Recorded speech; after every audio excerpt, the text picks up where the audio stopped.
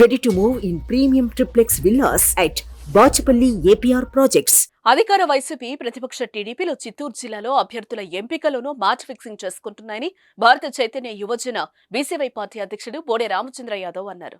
ఇరు పార్టీల వికృత క్రీడలో అమాయక కార్యకర్తలు జైలుకు వెళుతూ ఇబ్బందులు పడుతున్నారని ఆరోపించారు. ఆయన చిత్తూరు జిల్లా విషయానికొస్తే మాజీ ముఖ్యమంత్రి టీడీపీ అధినేత చంద్రబాబు, వైసీపీ సీనియర్ నాయకుడు మంత్రి పెద్దిరెడ్డి రామచంద్రారెడ్డి మధ్య రాజకీయ వైరం అనేది బయటకు మాత్రమే అని చెప్పారు.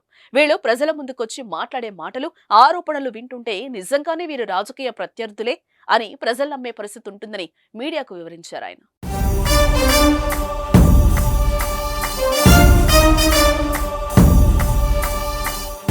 చంద్రబాబు నాయుడు మొదటిసారి 1995లో ముఖ్యమంత్రి అయినప్పటి నుండి పెద్దిరెడ్డి రామచంద్రారెడ్డికి ఆర్థికంగా, రాజకీయంగా లోపాయికారిగా సహకరించారని ఆరోపించారు. 2014లో చంద్రబాబు అధికారంలోకి వచ్చిన తర్వాత 5 ఏళ్లలో కూడా రాయలసీమలో నీటి ప్రాజెక్టులు, రోడ్డు పనులు, చివరకు చంద్రబాబు ప్రాతినిధ్యం వహిస్తున్న కుప్పం నియోజకవర్గంలో రోడ్డు పనులు కూడా రామచంద్రారెడ్డికి సంబంధించిన PLR కంపెనీ చేసిందని వివరించారు. చంద్రబాబు అధికారంలో ఉన్న 5 ఏళ్లు రాయలసీమలో వేల కోట్ల రూపాయల పనులను టీడీపీ వాళ్లకు కాకుండా రామచంద్రారెడ్డి కంపెనీకి అప్పగించడమే వీళ్ళిద్దరి మధ్య ఉన్న చీకటి ఒప్పందానికి నిదర్శనమని చెప్పారు. 2019లో వైఎస్ జగన్ అధికారంలోకి రాగానే ప్రభుత్వంలో కీలకంగా ఉన్న పెద్దిరెడ్డి రామచంద్రారెడ్డిపై టీడీపీ వాళ్లు అనేక అవినీతి ఆరోపణలు చేశారు. కడప జిల్లాకు చెందిన శ్రీ షిరిడి సాయి ఎలక్ట్రికల్స్ అనే కంపెనీపై అనేక ఆరోపణలు చేయడంతో పాటు ఈనాడు తదితర పత్రికల్లో పెద్ద ఎత్తున వార్తలు కూడా వచ్చాయి. వైఎస్ జగన్ ప్రభుత్వం శ్రీ షిరిడి సాయి ఎలక్ట్రికల్ కంపెనీకి వేల కోట్ల రూపాయల పనులు అప్పగించిందని టీడీపీ నేతలు ఆరోపించారు. ఈ కంపెనీకి చెందిన విశ్వేశ్వరరెడ్డి వైఎస్ జగన్ కుటుంబానికి బినామీ అని టీడీపీ చాలాసార్లు ఆరోపించింది. 2012 పులివెందుల ఉప ఎన్నికల్లో విశ్వేశ్వరరెడ్డి వైఎస్ జగన్ కు డమ్మీగా నామినేషన్ వేసిన విషయం అందరికీ తెలుసు. అలాంటి కంపెనీ ఎలక్టోరల్ బాండ్ల రూపంలో టీడీపీకి 40 కోట్లు ఇచ్చింది అంటే ఈ రాష్ట్రంలో ఏం జరుగుతుందో, కుమ్మక్కు రాజకీయాలు ఎలా ఉన్నాయో ప్రజలు తెలుసుకోవాలి అని రామచంద్ర యాదవ్ ప్రజలను కోరారు.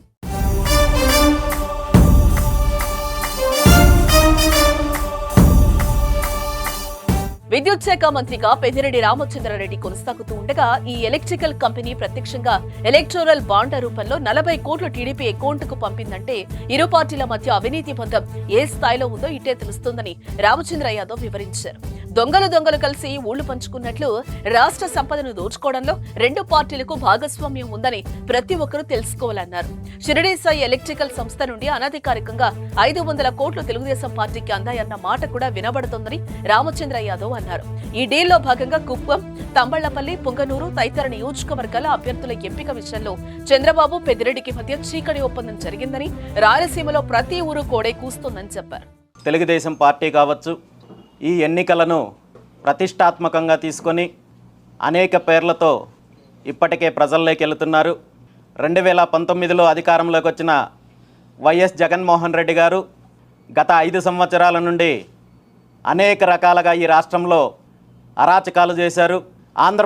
ఉమ్మడి ఆంధ్రప్రదేశ్ రాష్ట్రంగా ఉన్నప్పుడు కావచ్చు, రాష్ట్రం విడిపోయిన తర్వాత 2014 నుండి 19 వరకు అధికారాన్ని అనుభవించిన తెలుగుదేశం పార్టీ తన అధికారంలో ఉన్నప్పుడు ఏ ఒక్క వర్గానికి మంచి చేయకపోగా ప్రాజెక్టులు పేరు చెప్పి అనేక రకాలుగా అవినీతి చేసి ఈ రెండు పార్టీలు కూడా రాష్ట్రం విడిపోయిన తర్వాత రాజధాని నిర్మించడంలో కానీ, పోలవరం ప్రాజెక్టు కానీ, వెలుగొండ ప్రాజెక్టు కానీ, హంద్రీనివా ప్రాజెక్టు కానీ ఇలాంటి ఏ ఒక్క ప్రాజెక్టుని పూర్తి చేసే కార్యక్రమం చేయకపోగా ఈ రాష్ట్రంలో అన్ని రకాలుగా దోపిడీ చేసే కార్యక్రమం చేశారు.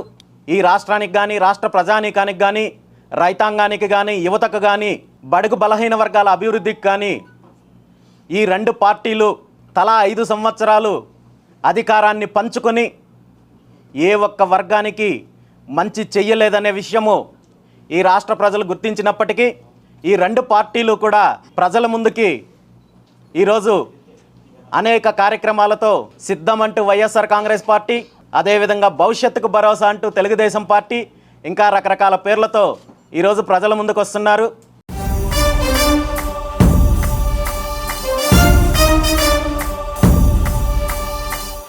సుమన్ టీవీలో మీ పర్సనల్ అండ్ బిజినెస్ ప్రమోషన్స్ కోసం కింది నెంబర్కి కాంటాక్ట్ చేయండి.